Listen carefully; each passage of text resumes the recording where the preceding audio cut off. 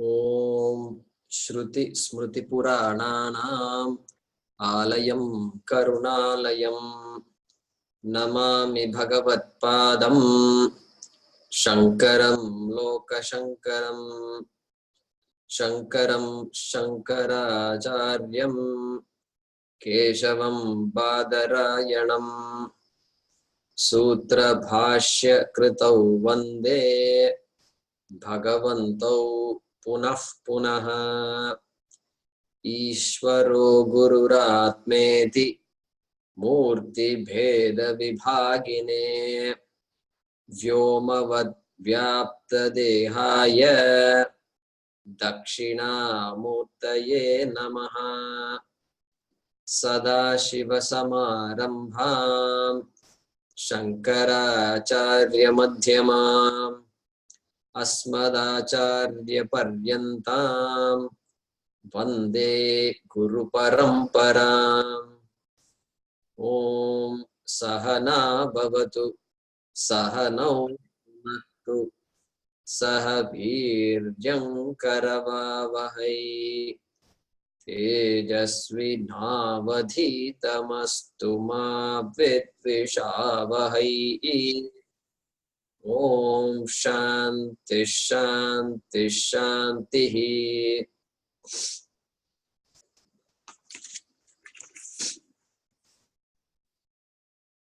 Okay.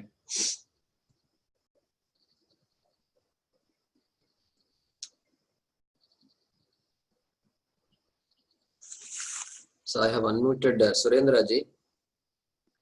Yeah, my video is stopped.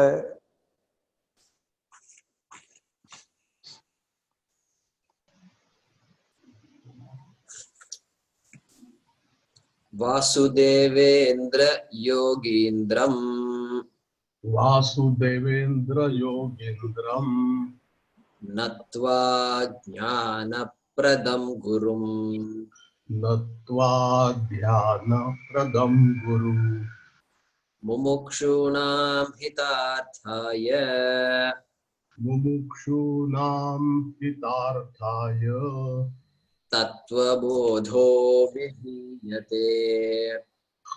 Tattvabodha Vidhiyate.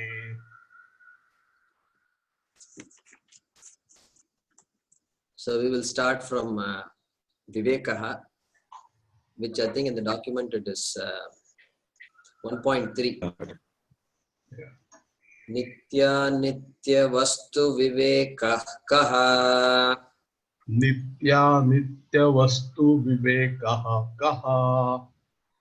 Nityam Vastu Nityam Vastu Ekam Brahma Ekam Brahma Tadvyatiriktam Anyat Tat Vyatiriktam Anyata Sarvama Nityam Sarvam Anityam Ayameva Vayameva Nitya Nitya Vastu Vivekaha Nitya Nitya Vastu Vivekaha Viragah Kaha Viraga Kaha Iha Swarga Bhogeshu Iha Swarga Bhogeshu Ichharahityam Ichhara Nityam Shamadhi Shatka Sampattih Ka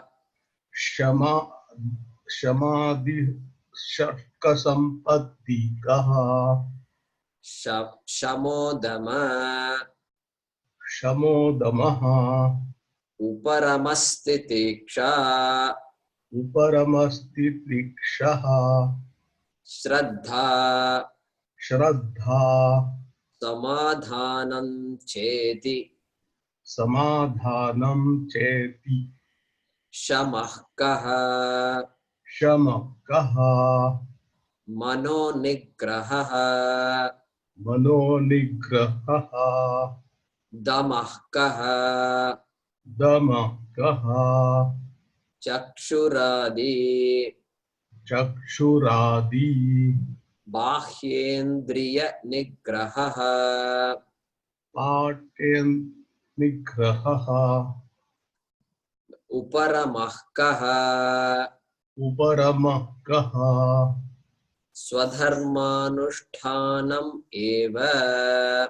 Swadharmanushtanam eva. Okay.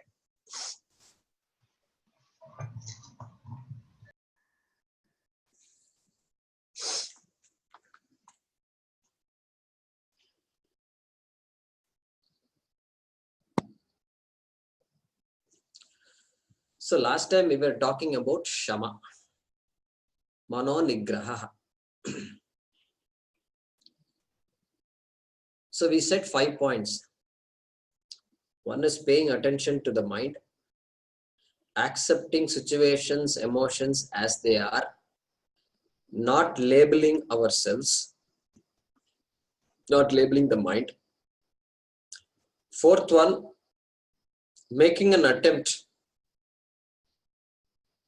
to work on any issues I have.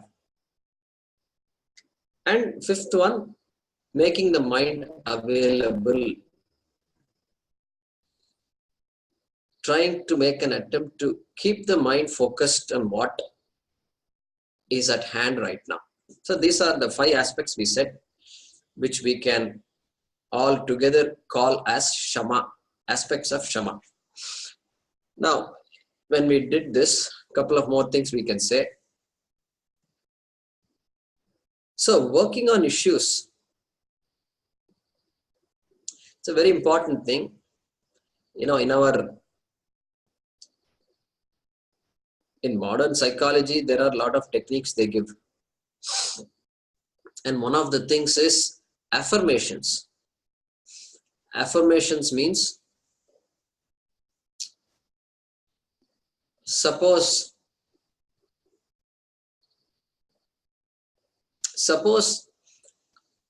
I have the tendency to bottle up my emotions and not share my emotions with people. Like I'm sad, or I'm confused, I need some help. So there are so many feelings we have.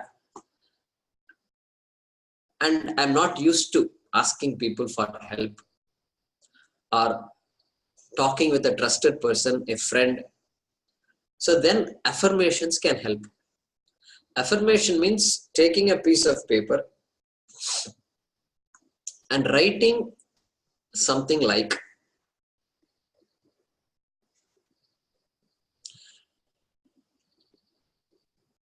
it is all right to be confused.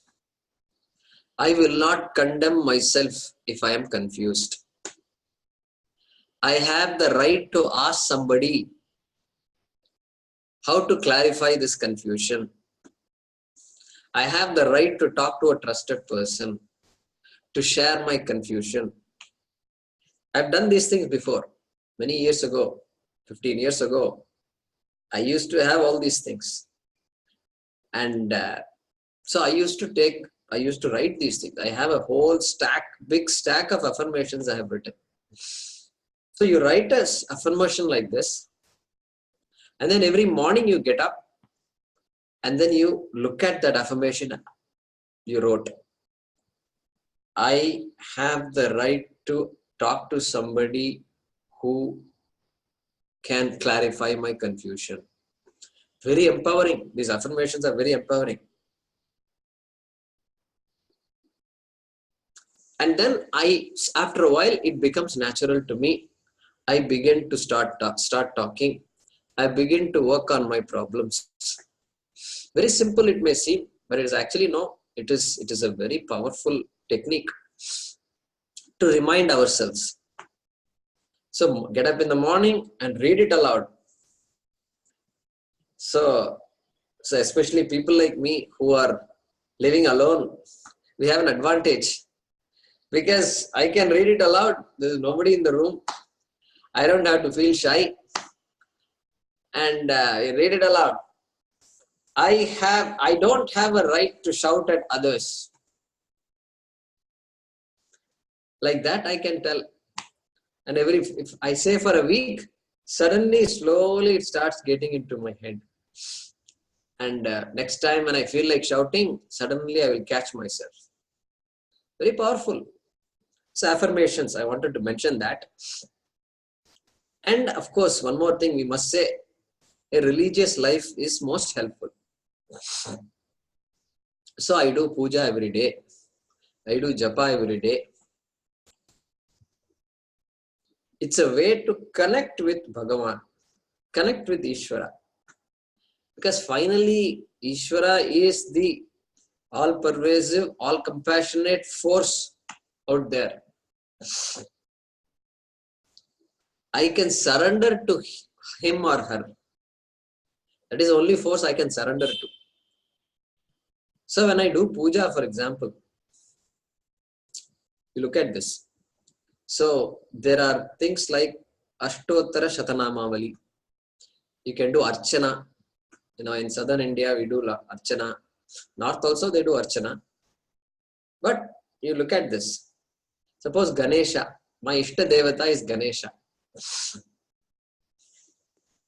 And I can say, Vakradunda Mahakaya, Surya Koti, Samaprabha, I can say all these shlokas. And then I can keep some flowers.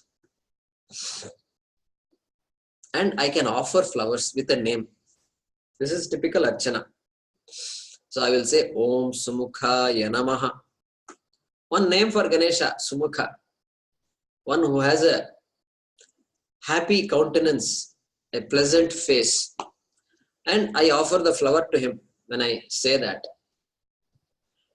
And you look at this. I have a lot of pain in my heart. I have a lot of struggles that I'm going through.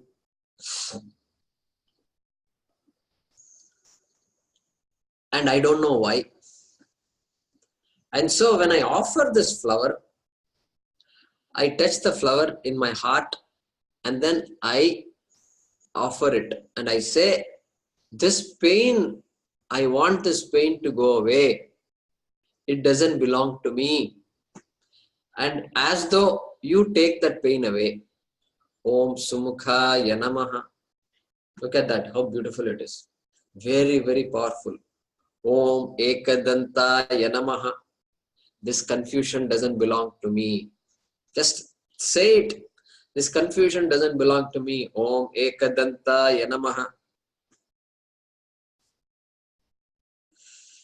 This conflict I've been having last 2 months does not belong to me.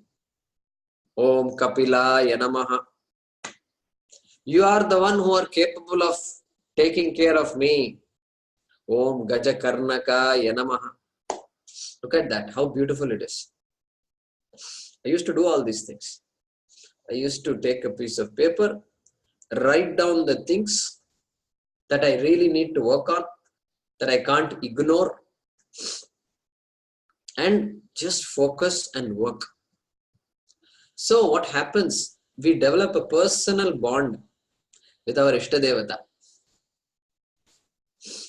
and focus on the Ishta Devata and keep building that relationship. Wonders happen. So just a technique I wanted to share with you. And so a religious life has a big role to play. As I said before, we did not have psychologists in our society. Or to put it differently, every neighbor was a psychologist. Every friend was a psychologist. Every relative was a psychologist. Every Swami was a psychologist. So we used to have all that. But today, since we are living in a nuclear society, families are all nuclear, one person, two persons. So stress can build up. And so we need to focus. We need to just tell each other, hey, wait a minute. We seem to be caught up in something. Let's calm down and let's seek help. Let's do something that is proper. Let's have our own space. These days they say, have your own space. So space, see how important space is. Sabarimala issue is there in India. The Supreme Court has ruled that so and so everybody, the temple, everybody should have access to the temple. Beautiful article written by a woman. She said, my goodness, during these 2 months, when our men go to the temple, these fellows stop drinking, they stop whiling away their time, they stop smoking, they stop watching TV, they stop goofing around. This is the best time of the year. They have their own space, and we women get our own spaces. Like this beautiful article. And long before you guys talked about spaces, we were talking about spaces. Like this, she said. So leave us alone. Don't meddle with the affairs of Sabarimala.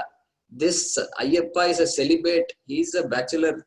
So there is a little tradition. Let it be there. Like that, he said. She said. So very beautiful.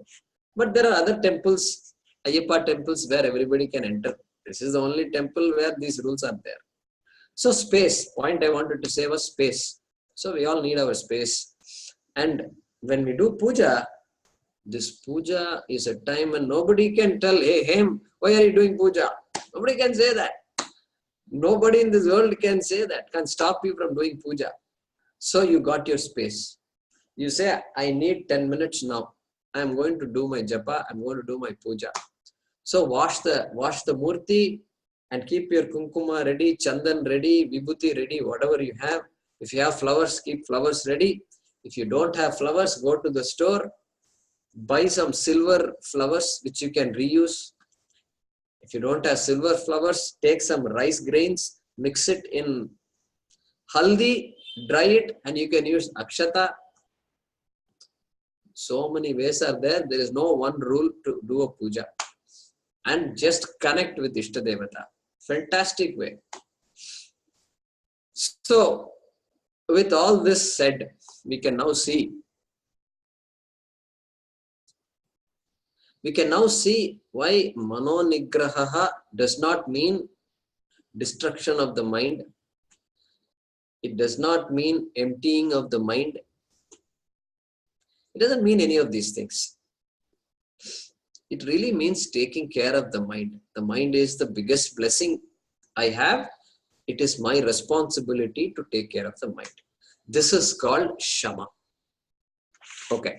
So now we are going to, and that's why, see, we have to purposely say this because the mind seems to be the most or the least understood. And that is why mind baiting is big business. See, if any of you want to become rich, wealthy, then the best business you should get to is the mind business.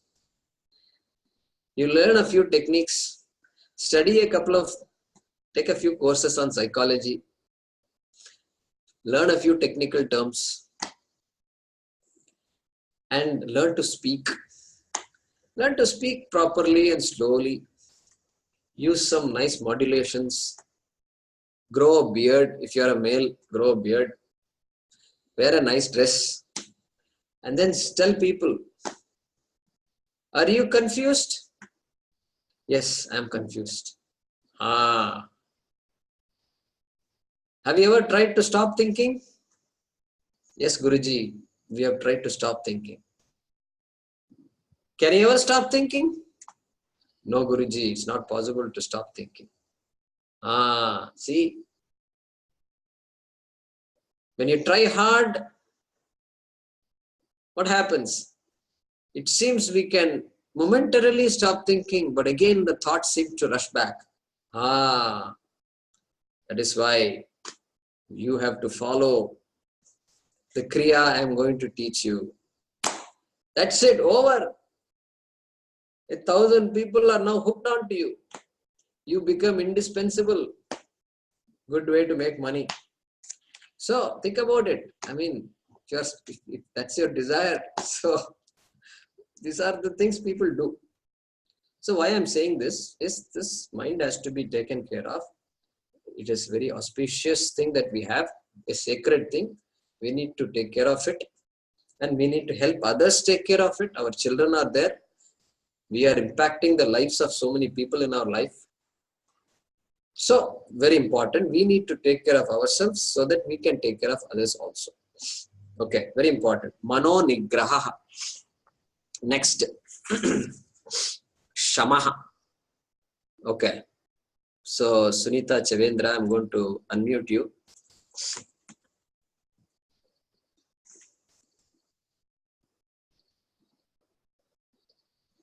Yeah, maybe, yeah. Damahkaha. Damahkaha. Chakshuradi. Chakshuradi. Bahyendriya nigraha. Bahyendriya nigraha. Okay. So next, the author is asking the question, what is Dhamma? And she answers, Chakshuradi Bahyendriya Nigraha. Nigraha, same word we saw in the previous answer, Mano Nigraha, same meaning also. Mastery. Mastery over something. Over what? Bahyendriya. External organs. External organs like eyes. That's what she says. So what are these external organs? We need to think about it. See, this is the beauty of our Vedic lifestyle, Vedic culture. In the West, you don't have these kinds of things. Organs means, botany is there and all organs are analyzed very well. But here, organs as a means to express ourselves and as a means over which I must have mastery. So, Bahyendriya means two types of organs. One is organs of perception. 5 organs of perception. Shrotram, Tvak, sense of touch. So, sense of hearing, sense of touch. Chakshuhu, Rasanam, Granam. Shrotram, Chakshuhu, sense of touch. Chakshuhu, Rasanam, Granam. Sense of taste, sense of smell. Rasanam. So, Rasanam, I am reminded of this during my school days 30, 40 years ago. There used to be a drink. There used to be a soft drink that we used to make at home. Do you all remember that? It is called what? Rasana. Rasana, correct. So it is Rasana, it used to be called. It was a big sensation. So they used to go to the store. I used to go buy this little small packet. And it used to have some ingredients in it. Some masala used to be there in the one packet. Some orange color. And some other things, one liquid I think used to be there. I don't remember now. Some fragrance or something. So we used to come home. I used to help my mother. She used to put 2 cups of sugar and then in a big lota, and I used to mix it gada gada gada gada gada gada. And rasna, it is basically a sugary drink. And we used to do all these things. These days we have allergy to sugar, but those days it didn't look like sugar was behaving differently. It had no effect on us. But anyway, rasana, nice name, catchy name they got. Rasana means sense of taste. Okay, 5 organs of perception, 5 organs of action also included in this Bahyendriya. What are the 5 organs of action? Vak, speech. Pani, hands. Padam, legs. Vak, pani, padam. Payu, pasthaha. Payu, organ of excretion. And upasthaha, organ of procreation, genitals. So these are 5 organs of action. What are they? Vak, organ of speech. Pani, organ of hand. Sajeev, you want to say something? Okay. So Vak, Pani is hands. Pada is legs. Payu is organ of excretion, organs of excretion, you can say. And Upastha. Upastha is organs of procreation. 5 organs of action. And here the author is saying a restraint with respect to these organs. So now we need to explore what this restraint means. So we can go back to the example of anger. Anger is a good example to use because see, we all recognize that anger is an unpleasant emotion. Nobody gets up in the morning and says, I've been very pleasant all these days. I feel I can be angry all day today. I feel like being angry. Nobody says that. It's very clear we don't want to be angry. So not only we don't want to be angry, we don't want others to be angry.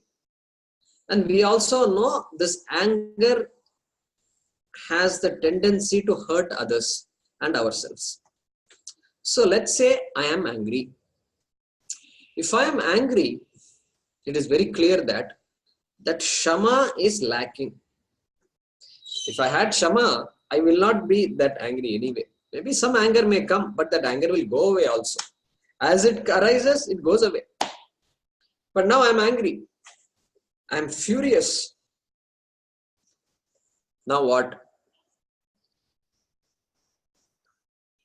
I am about to throw stuff. I don't know why this anger makes people throw stuff. I think hands are there and it makes you do something, I suppose. Throw, slap. So suppose I am about to do something. And I can't, even flowers, if I get a hold of flowers and I give some flowers to somebody, if I'm angry and I throw the flower at them, they can't accept that flower.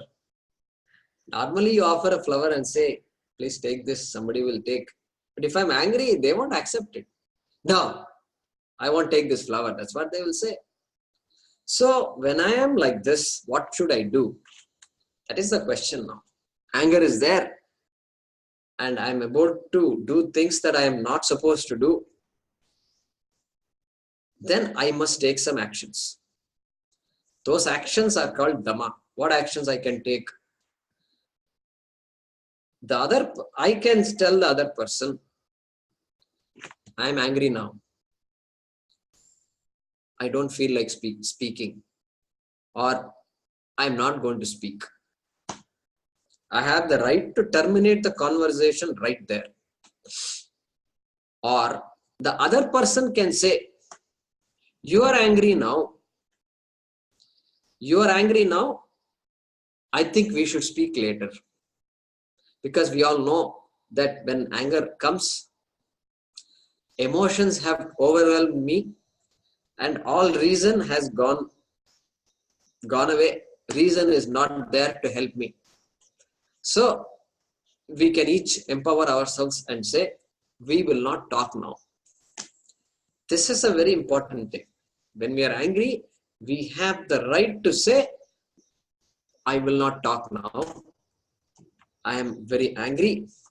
Let me just be with myself. Perfect way to stop an otherwise ugly conversation, an ugly turn of events. Okay.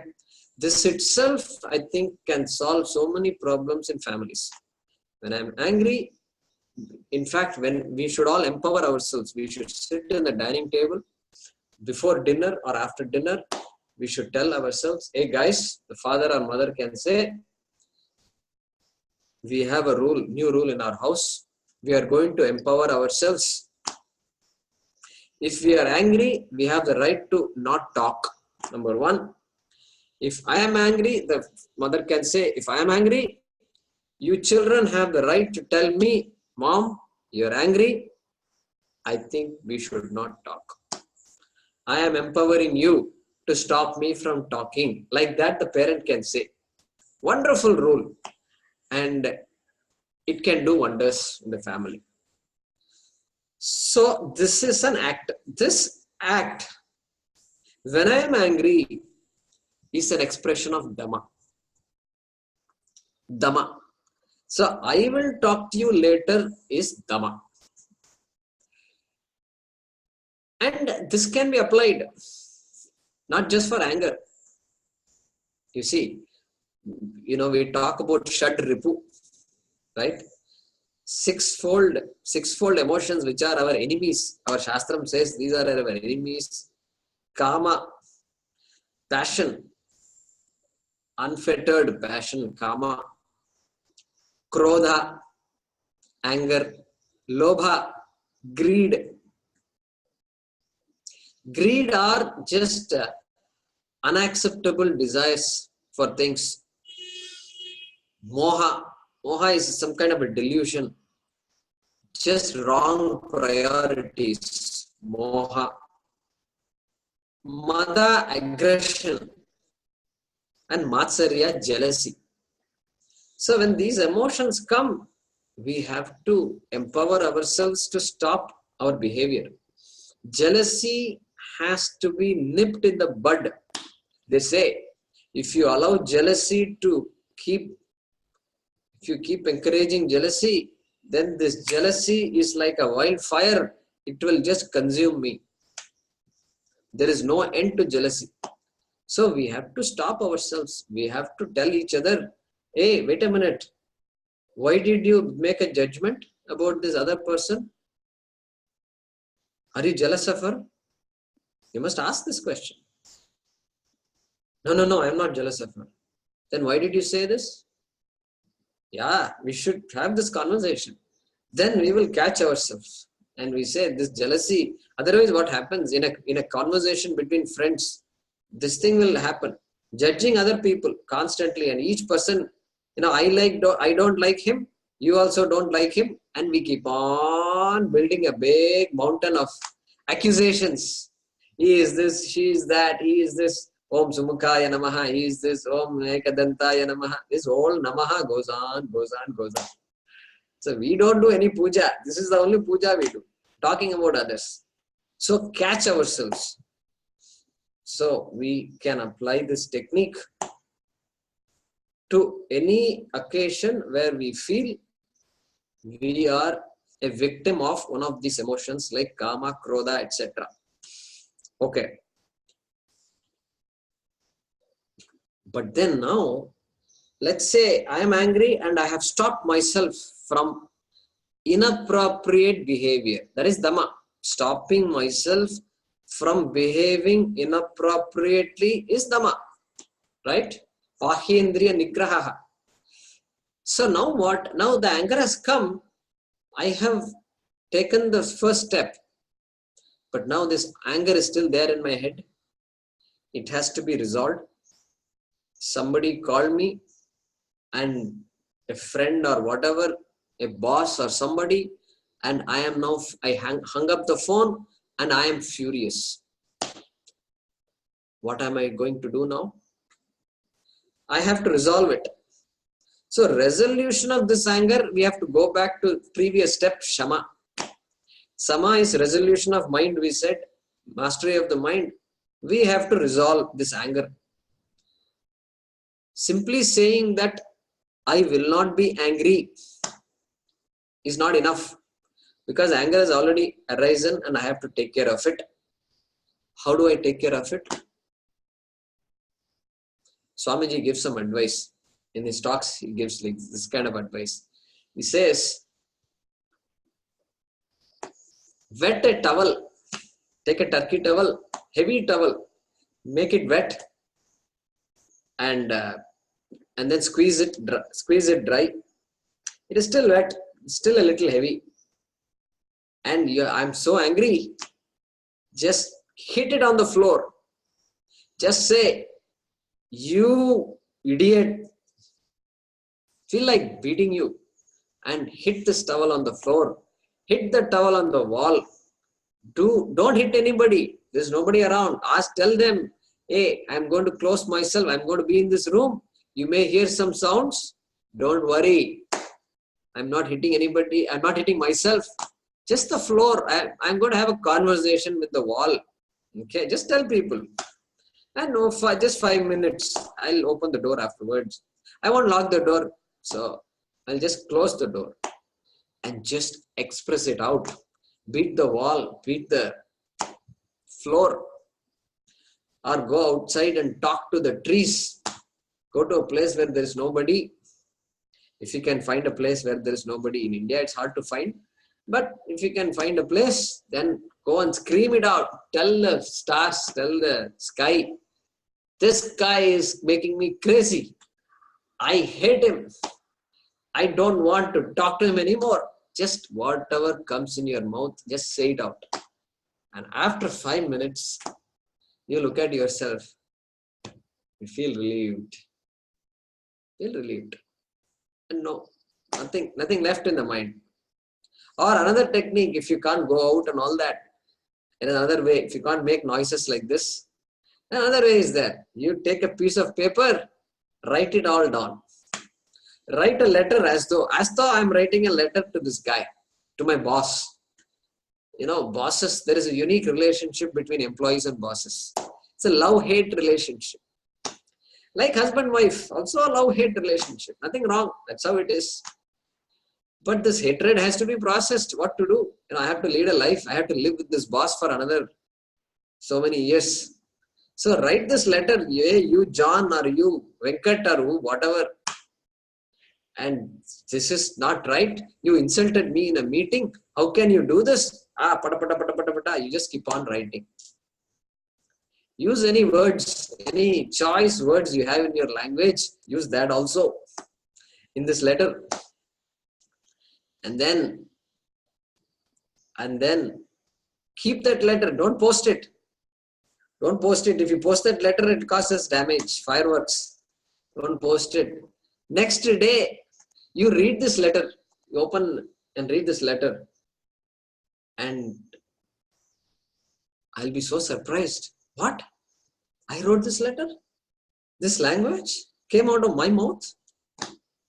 Be so surprised.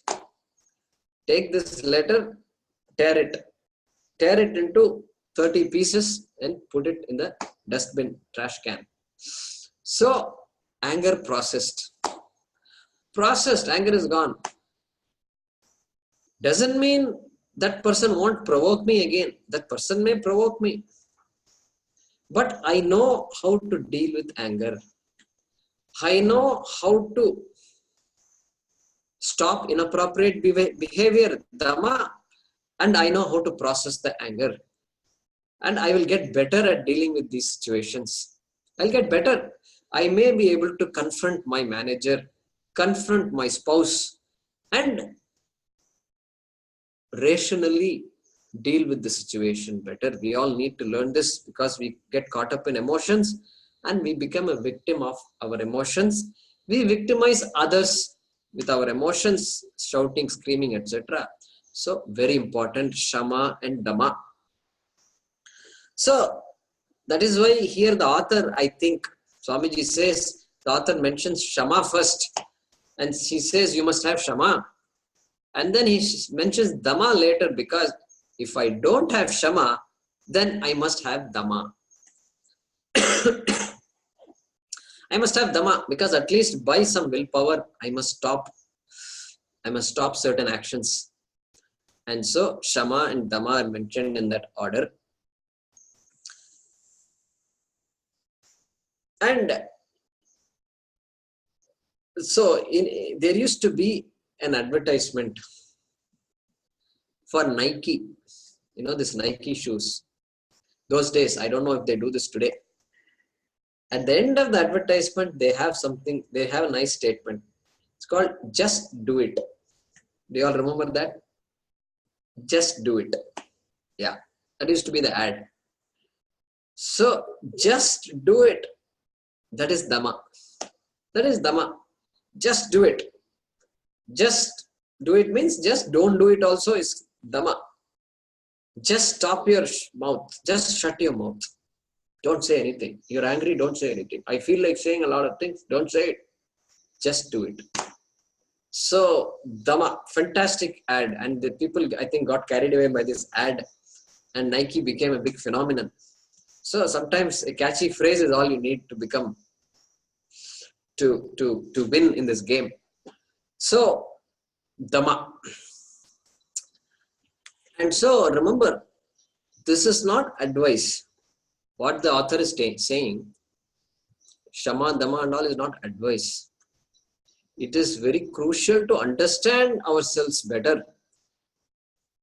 And so we need to process our emotions. We need to understand emotions. One psychologist, I remember I read a book by an author called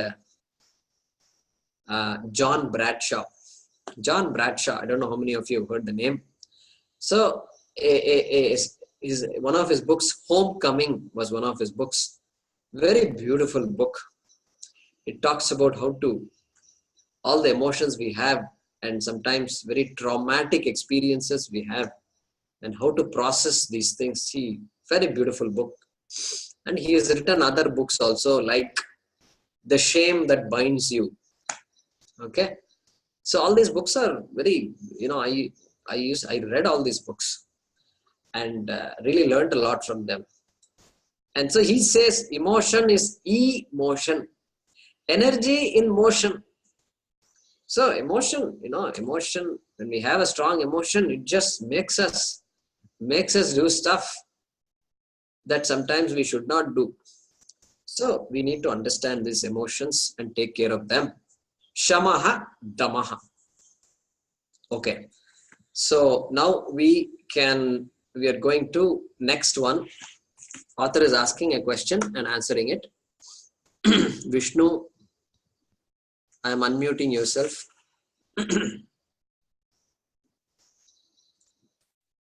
Okay. Uparamah kaha Uparamah kaha swadharmanushtanameva swadharmanushtanameva Uparamah kaha Uparamah kaha swadharmanushtanameva. swadharmanushtanameva. You can unmute. You can mute yourself. So the third element in Shamadhi Shatka Sampattihi Uparamaha. The author is saying Swadharma Anushtanam. Anushtanam means observance. Observance, following one's Swadharma, following one's duties, if we can say, in a concise manner.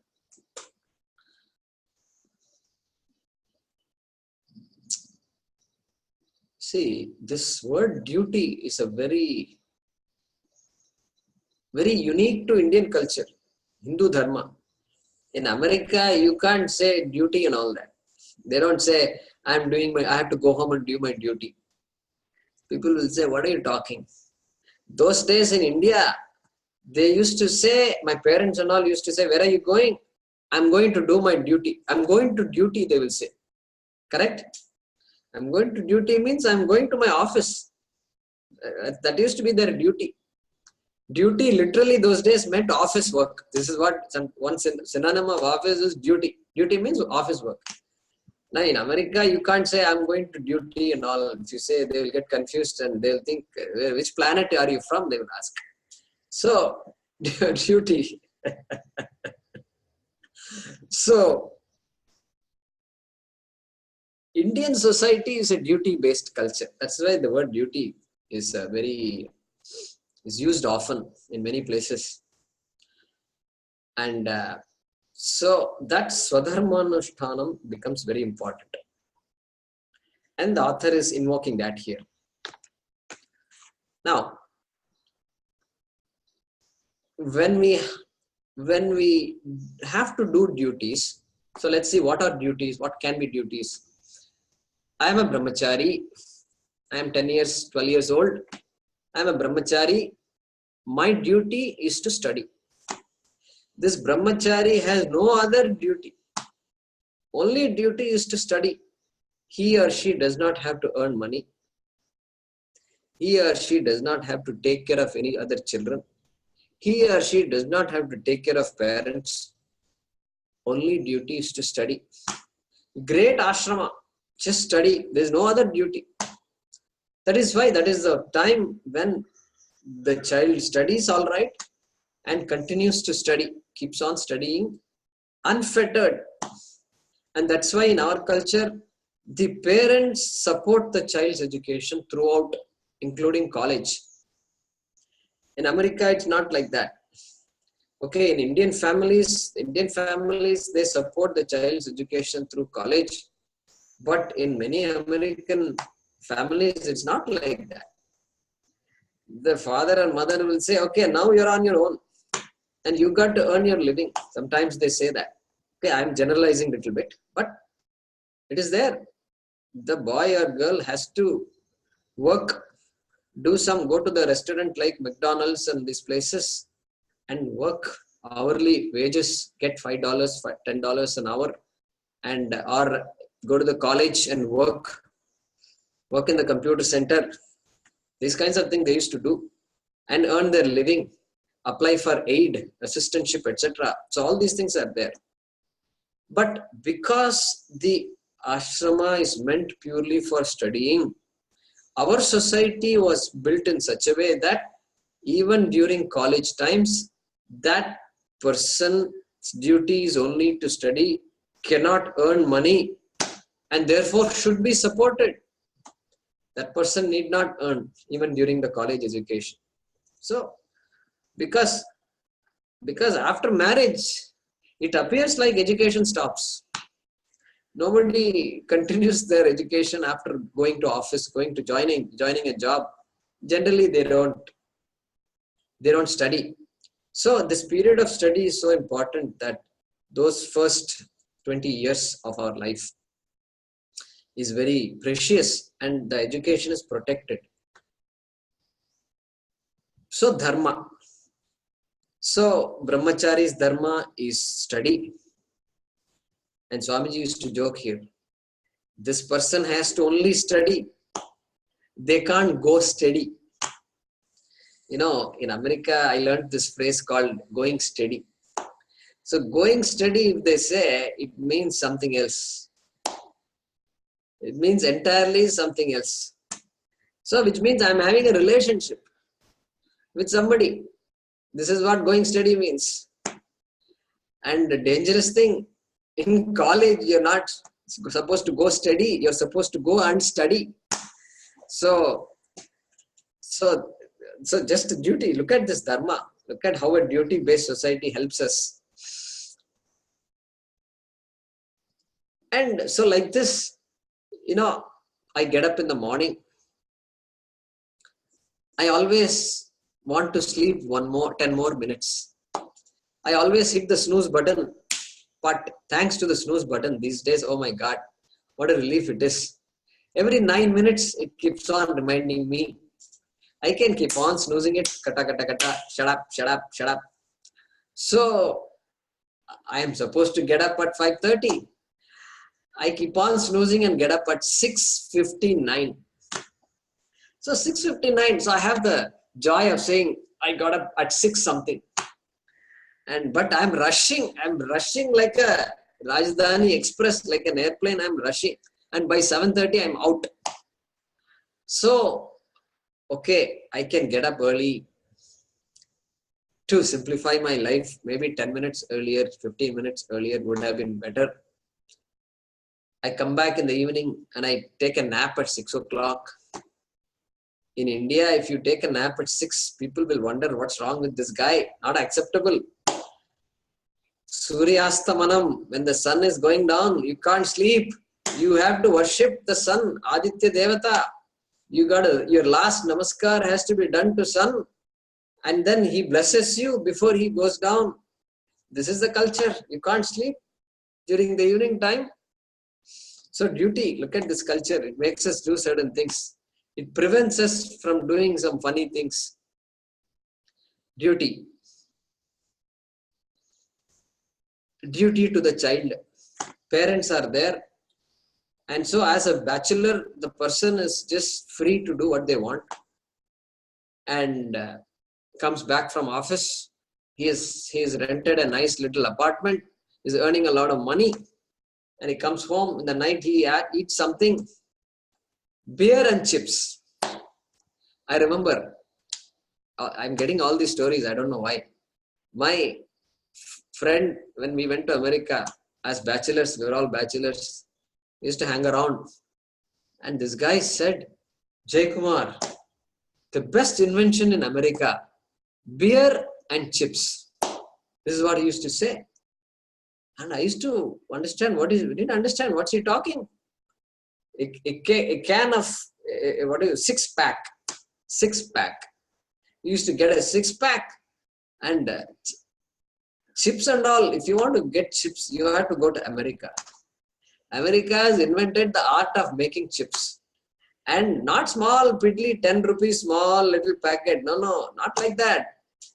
Big bag of chips. In fact, it's called bag. They call it a bag of chips. They don't call it a little packet and all that. So, bag of chips.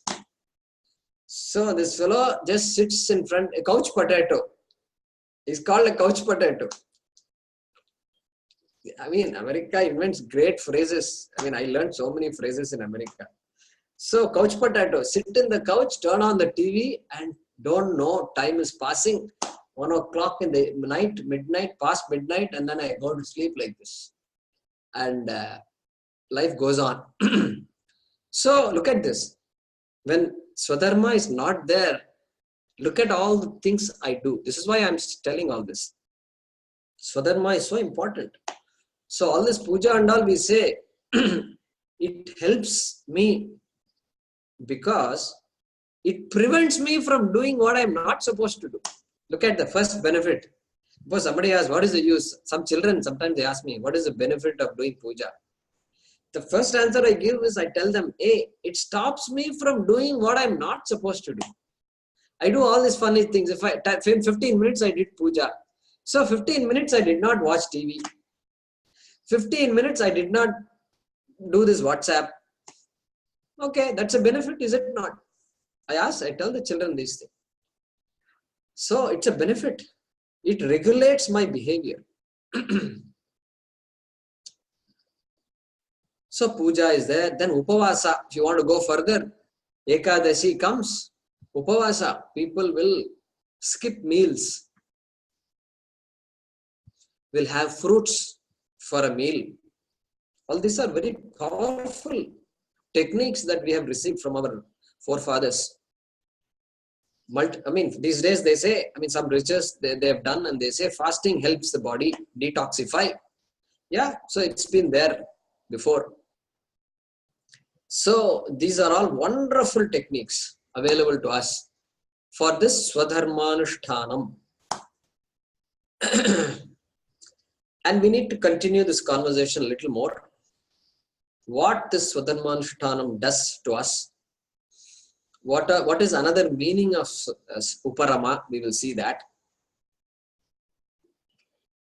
And so for now, we will stop by saying Uparama is withdrawal from a tendency to do things which are not appropriate, which are not considered appropriate. Uparamaha. So Uparama is what? Withdrawal from the tendency we all have to do things which aren't beneficial at all. That is one way of translating Uparama, and we will explore this further. Okay?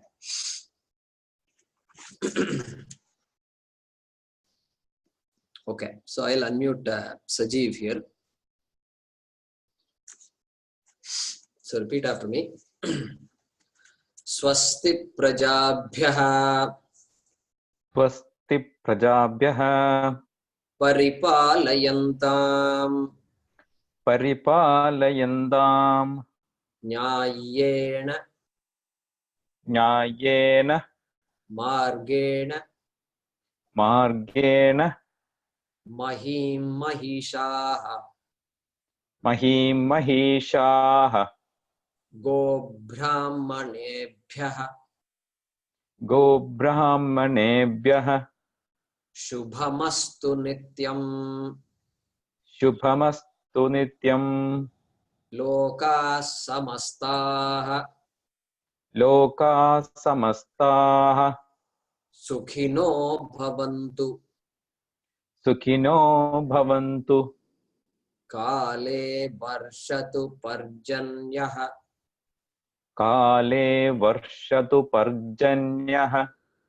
Prithvi Sasyashalini Prithvi Sasyashalini Deshoyam Deshoyam Shobha Rahitaha Kshobha Rahitaha Brahmanaha Brahmanaha Santu Santu Nirbhayaha Nirbhayaha Sarve Bhavantu Sukhinaha Sarve Bhavantu Sukhinah Sarve Sarve Santu Niramayaha Sarve Santu Niramayaha Sarve Bhadrani Sarve Bhadrani Pashyantu Pashyantu Ma Kaschit Ma Kaschit Dukkha Bhak Dukkabhak Bhavet Bhavet Asato Ma Sadgamaya Asato Ma Sadgamaya Tamaso Ma Jyotirgamaya Tamaso Ma Jyotirgamaya Mrityorma Mrityorma Amritangamaya Amritam Gamaya Om Purnamadaha Om Purnamadaha Purnamidam Purnamidam Purnat Purnat Purnamudachyate Purnamudachyate Purnasya Purnasya Purnamadaya Purnamadaya Purnameva Purnameva Avashishyate Avasishyate Om Shanti Shanti Shanti Om Shanti Shanti Shanti Harihi Om Shri Gurubhyo Namaha Harihi Om Shri Gurubhyo Namaha Harihi Om. Harihi Om.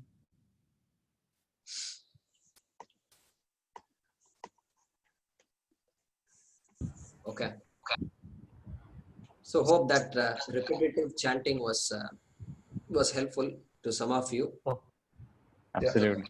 Yeah. So what you can do is use that to practice if you have to, and so that, and then have that that notes in front of you, so that next time onwards you can chant along with all of us, chant together also. I'll try to do it slowly so that all of you can catch up. Okay. So any questions? Yeah. Yeah, Vishnu.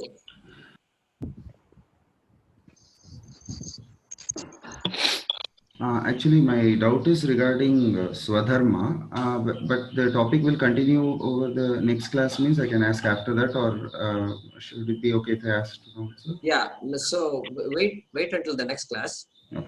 So we'll Okay. cover Swadharma. Ask the question anyway. Let's see if it No, I always used to get confused between the terms Kula Dharma and Swadharma, and whether Swadharma is part of Kula Dharma or these kind of doubts I used to have. And Swadharma is particular to an individual. Should it be aligned with Kula Dharma? These kind of things. I always had a doubt. So I could not relate both here. So that was my doubt. Sure. So let's take that question. So I have muted everybody.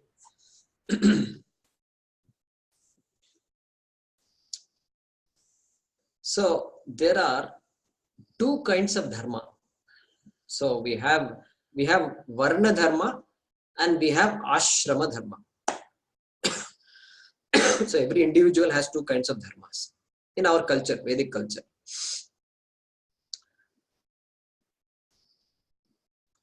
Ashrama dharma applies to what stage of life I am in. Okay, we won't go into a lot of detail. So brahmachari, grahastha. So I am a bachelor. I am married. So married person has their own duties. And then vanaprastha ashrama and sannyasa ashrama. So based on the stage of life I am in, as a married person, I have duties towards my spouse. Previously, I didn't have duties, remember? And now I'm now responsible for another person, first time. And then I have a child, then responsibility increases even more. So like this, duties get add up. And based on the culture we live in, these duties also can get modified appropriately. So the parents are willing to give up their sleep also for the child. So the guy comes to office and his eyes are like this, and they understand, yeah, I know you have a baby, so for a few more months it will be like that. So everybody will understand. They are sympathetic to you. Okay, so dharma, ashrama dharma.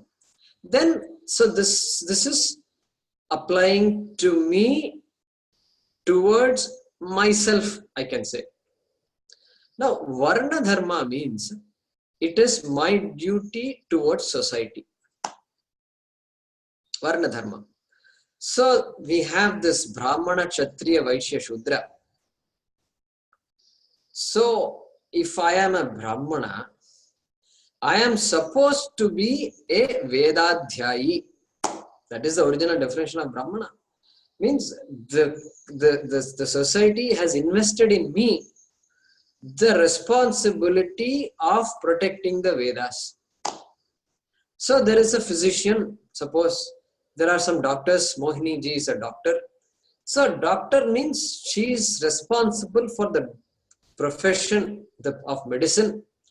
She has a degree and she is practicing it. And there are this knowledge, this medical knowledge that is there is preserved, and therefore by practicing it, she preserves it. And she becomes an advisor for those who are eager to become a doctor. So like that, these doctors have an association. They may have an Indian Medical Association, an American Medical Association. So these associations are the ones that protect this dharma of medicine. So like that, our Vedic society had ways of protecting our dharma, and that is Varna dharma. Brahmana dharma is there, and Kshatriya dharma, then protecting the country. Like that, we all know, we won't get into the detail of all these things. When we get some time, we will do it. So protecting the country, administrative with Kshatriya dharma. Shudra dharma is there, is those who are capable of offering services, who are unable to think independently, and such a mind is capable of offering services. Shudra dharma, very important in society, and Vaishya dharma, commerce, business, etc. So these are the two main types of dharma that govern our lives, govern the life of a Vedic person. Then Kula dharma and all is there. Those are all ancillary dharmas, if you want, you can say. So kula, see, now, based on the family we are in, if you go to your village, for example, they have their own types of dharma, their own types of rituals. There are temples there, and annual temple programs are there conducted, utsavas are conducted to take this Devi in procession. 10 days, Navaratri, there is a different way of doing it, and the entire community comes together. And there is your Kula Devata. It need not be your village, but it is your Kula Devata. It may be different villages. And there you have certain duties. Then Kula Dharma is there. You must support that temple. You must support the community that is there. And so there may be other rituals that are prescribed. And protecting the priests that are managing this temple. So all these are part of Kula Dharma. And there may be more things that we may not know. We need to talk to our elders. And they will tell you stories that will just shake you. Oh my God, I didn't know all this. Like that, we will respond. So that is Kula Dharma. And so we can, to be simple, we can add everything as part of our Swadharma. Swadharma is a very general word, which means whatever I am supposed to do. So I have to find out what I am supposed to do, because I don't know what I am supposed to do. And by living in this culture, we slowly imbibe all these things. By looking at our parents, by looking at others, we imbibe. And by the time we finish college, we've already imbibed a lot. And we know what to do next. There is no lecture happening. We don't attend a class called Swadharma. But even without that, we know what Swadharma is. Yeah, that answers. Thank you. So one more question was there last time. This significance of Dvajastambha. So I asked somebody about that. So he said, it is more like a flag. How a flag draws your attention to something big, something significant. A flag invokes my respect. And so the Dvaja is the first symbol that attracts my attention towards the Mulavar, towards the Devata, towards the temple, towards the Mula Pradhana Devata. And then he said, other than that, he couldn't say anything. There's not much more significance. Now, some temples have a Dvajastambha, some temples will not. Those that have a Dvajastambha, they're required to do, and they do this annual Utsavas will be there. So, for example, Arudra Darshanam, 10-day festival will be there. Brahmotsavam they will call. So, this 10-day festivals happen in these temples which have Dvajastambha. Temples who do not have Dvajastambha, they will only do pujas in the temples. They can do elaborate pujas, but they don't have these kinds of Brahmotsavas. So that is what I've heard. So like that, for example, here in Chidambaram, we have temples. We have big temples. Perur, Adinam, we have temples in Coimbatore. In Austin, we have temples. In Houston, we have Meenakshi temple, which has a big Dvajastambha. So they will, you can check next time you go. You can ask them, when do you do Brahmotsavam, like that. So that is the answer I got from a Pandit that normally comes to our home. I asked him yesterday, he was there at home, so I asked him that. Good. So if you don't have any other questions, we will conclude. Okay, Sajeev, go ahead and unmute yourself. Jayakumar ji, I have a follow-up question to what Vishnu ji asked about Swadharma. What if one's inherent nature conflicts with the Varna or Ashrama Dharma? For example, up to 21, let's say I'm in a Brahmacharya Ashrama and I'm supposed to study. But some people have this inherent nature, they, more than studying, they would want to do stuff and they just go out and do. For example, Bill Gates and, Steve Jobs of the world, they just instead of focusing on just the education, they just go out and do things.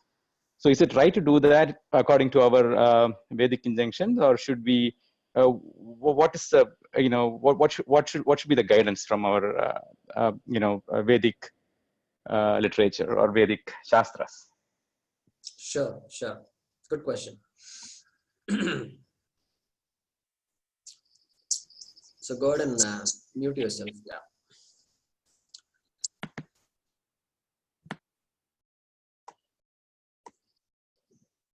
Yeah. So the Shastram recognizes individual propensities, individual inclinations. So these are all only guidance. It's only a guidance for in general.